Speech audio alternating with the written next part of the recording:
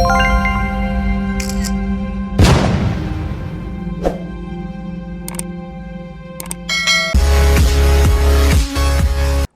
to my channel. Today we will learn and read and also understand the story of the Shoemaker by Charles Dickens. Before we start the story, we will learn a little about the history of the story and the author of the story. So let's start. The Shoemaker is an excerpt from Charles Dickens' novel A Tale of Two Cities, focusing on Dr. Alexander Manette. এই যে সেন্টেন্সটা আমরা পড়লাম, এই সেন্টেন্সটার মানে হচ্ছে শুমেকার এটা Charles ডিকেন্সের একটা উপন্যাস আ টেল অফ টু সিটিজ থেকে নেওয়া হয়েছে, যা ডক্টর আলেকজান্ডার ম্যানেটের ওপরে লেখা হয়েছে। তিনি কে ছিলেন?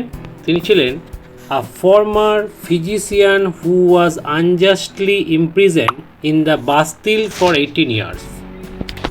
একজন প্রাক্তন চিকিৎসক ছিলেন যিনি অন্যায়ভাবে 18 বছর ধরে বাস্তিলে বন্দী ছিলেন। বাস্তিল হচ্ছে একটা দুর্গ, এটার ব্যাপারে আমরা পরে বলছি। Upon his release, he is broken man who has lost much of his identity and compulsively cobbles shoes to cope with his trauma. মুক্তি পাওয়ার পর তিনি একজন ভেঙে পড়া মানুষ হিসেবে পরিচিত হয়ে যান, যিনি তার স্মৃতিশক্তি অনেকটাই হারিয়ে ফেলেছিলেন। Lost much of his identity মানে হচ্ছে বেশ কিছুটা স্মৃতিশক্তি তিনি হারিয়ে ফেলেছিলেন। নেক্সট দেখো, অ্যান্ড কম্পালসিভলি কবল শুজ টু কোপ উইথ হিজ ট্রমা। এখানে কম্পালসিভলি মানে হচ্ছে বাধ্যতামূলকভাবে তিনি জুতো সেলাইয়ের কাজ করতে জুতো সেলাই করতে শুরু করেন, এই যে তার ট্রমা, মানসিক যে বিধ্বস্ত অবস্থা, সেটা থেকে বের হওয়ার জন্য। আমরা যে টেক্সটটা পড়তে চলেছি সেই টেক্সটটা the chapter details his reunion, এই রিইউনিয়ন নিয়ে লেখা হয়েছে উইথ হিজ ডটার, তার মেয়ের সাথে, Lucie Manette who brings him to London. সেই লুসি ম্যানেট তার বাবাকে আর কি লন্ডনে নিয়ে এসেছিল to help restore his physical and mental health, তার শারীরিক এবং মানসিক স্বাস্থ্য যাতে ঠিকঠাক হয়ে যায়, সুস্থ করার জন্য তার মেয়ে তার বাবাকে নিয়ে এসেছিল। সেই ঘটনাকে কেন্দ্র করি এই স্টোরিটা। তো সেই স্টোরিটা এখন আমরা পড়ব, কিন্তু সেটা পড়ার আগে আমরা একটু অথর সম্পর্কে জেনে নেব, তারপরে শুরু করব। ফ্রান্স তখন ছিল একটা সামন্ততান্ত্রিক সমাজ। এই সমাজে তিনখানা গোষ্ঠী ছিল। প্রথম গোষ্ঠীতে ছিল পুরোহিত, দ্বিতীয় ছিল অভিজাত সম্প্রদায় এবং তৃতীয়তে ছিল মানুষ এবং সাধারণ মধ্যবিত্ত বা কৃষক সম্প্রদায়।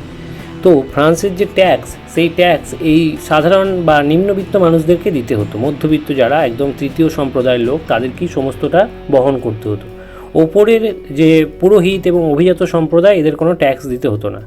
এই কারণে ফ্রান্সে এই রেভলিউশন স্টার্ট হয়েছিল, বা ফরাসি বিপ্লব যেটা বলছি সেটা শুরু হয়েছিল। তৃতীয় সম্প্রদায় তখন চেষ্টা করলো এই সমস্ত থেকে বেরিয়ে আসতে, এবং তারা বাস্তিল কারাগার এই জন্য পুড়িয়ে দিল। যে বাস্তিল কারাগারে বিভিন্ন এই তৃতীয় সম্প্রদায়ের যারা আছে তাদেরকে বন্দি করে রাখা হতো। ফ্রান্সের রাজা ষোড়শ লুই 1791 সালে পালানোর চেষ্টা করলে জনগণ তাকে ধরে এবং তার প্রকাশ্যে মুণ্ডচ্ছেদ করে। The feudal system was abolished, মানে হচ্ছে সামন্ততন্ত্র যেটা ছিল, ওই প্রথম সম্প্রদায়, দ্বিতীয় সম্প্রদায়, তৃতীয় সম্প্রদায়, এটা পুরো বিলুপ্ত হয়ে যায়। অ্যান্ড ইন্ডিভিজুয়াল রাইটস, মানে প্রত্যেকের ব্যক্তি অধিকার কায়েম হয়। And freedom came in to place, এবং সবার কি আসে? স্বাধীনতা আসে। The new constitution was based on equality, নতুন যে সংবিধান এলো সেটাতে কি এলো? সমতা এলো, ইকুয়ালিটি। ফ্রাটার্নিটি মানে হচ্ছে ভ্রাতৃত্ব, মানে একে অপরের ভাই ভাই এরকম ব্যাপার। অ্যান্ড লিবার্টি মানে হচ্ছে স্বাধীনতার উপর ভিত্তি। তাহলে নতুন যে সংবিধান এলো সেটা কিসের ওপর বেস্ট করে এলো? ইকুয়ালিটি, সমতা। ফ্রাটার্নিটি মানে হচ্ছে ভ্রাতৃত্ব, এবং লিবার্টি মানে হচ্ছে স্বাধীনতার উপর ভিত্তি করে এই নতুন সংবিধান তৈরি হয়েছিল। দেখো টেক্সটের প্রথমেই দেওয়া আছে, the story is set in France. The ideas of liberty, equality and fraternity, সব এই মানেগুলো আমি কিন্তু বলে দিয়েছি। Included in the preambles of the constitutions of India were taken from the French constitution. তাহলে এখানে একটা ফ্রান্সের যে সংবিধান সেই সম্বন্ধে দিয়েছে এখানটা।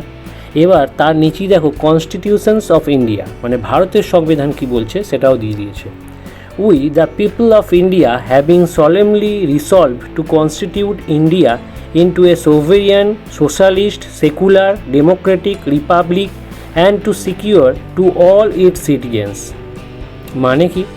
We the people of India, মানে এটা একটা ভারতের কনস্টিটিউশন, যেটা কনস্টিটিউশনে কি বলে, ভারত হচ্ছে একটা সার্বভৌম সমাজতান্ত্রিক, মানে হচ্ছে প্রত্যেকের এখানে সমান অধিকার আছে, ধর্মনিরপেক্ষ, সেকুলার মানে ধর্মনিরপেক্ষ, আর সোশ্যালিস্ট মানে হচ্ছে গণতান্ত্রিক এবং প্রজাতন্ত্রে পরিণত, মানে আমাদের এখানে জনগণদের কথা শেষ কথা, এবং এর সকল নাগরিকের নিরাপত্তা নিশ্চিত করার দৃঢ় সংকল্পবদ্ধ। তাহলে সকল নাগরিকের এখানে নিরাপত্তা নিশ্চিত করার জন্য ভারত সরকার কি সংকল্পবদ্ধ। Justice means social, economic and political, এই প্রত্যেকটা দিক থেকে জাস্টিস পাওয়া যাবে। Liberty of thought, expression, belief, faith and worship. Equality, equality কিসের? Of status and opportunity and to promote among them all, সমস্ত স্ট্যাটাস এবং অপরচুনিটি যা কিছু আছে সব কিছুর ইকুয়ালিটি আমাদের রয়েছে। ফ্রাটার্নিটি মানে বলেছি ভ্রাতৃত্ববোধ, assuring the dignity of the individual and the unity and integrity of the nation. তাহলে জাতির মধ্যে ভ্রাতৃত্ববোধ গড়ে তোলা আমাদের একান্তই কর্তব্য।